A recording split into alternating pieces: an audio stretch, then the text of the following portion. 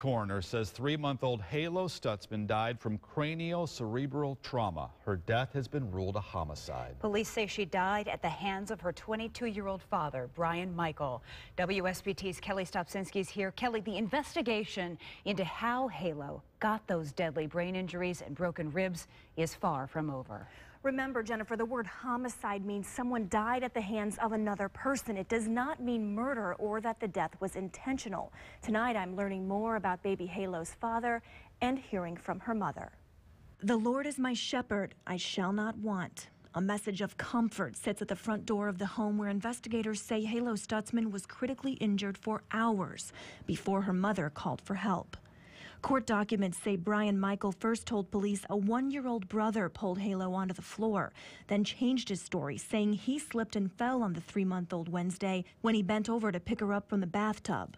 Halo's mom, Dominique Stutzman, came home from work early Thursday morning and went to bed, thinking her daughter was okay. Later that afternoon, she called 911 when Halo wasn't acting right. Court documents say medical personnel are unclear on whether Michel's story is consistent with Halo's injuries.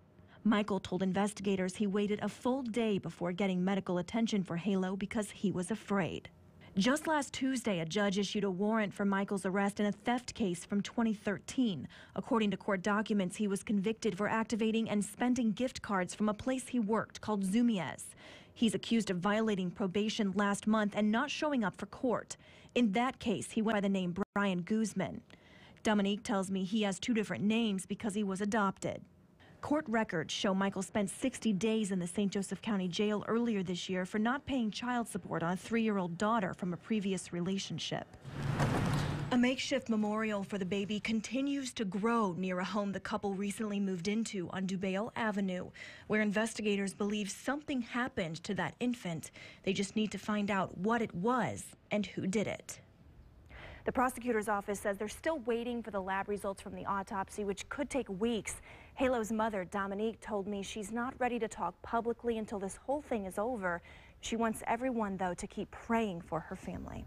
And Kelli, the baby's father told the judge today that he and Dominique, which is the baby's mother, are engaged, correct? Right, and she tells me that they had just gotten a marriage license a couple days before all of this happened. Michel also asked the judge for a public defender. He said he's a United States veteran.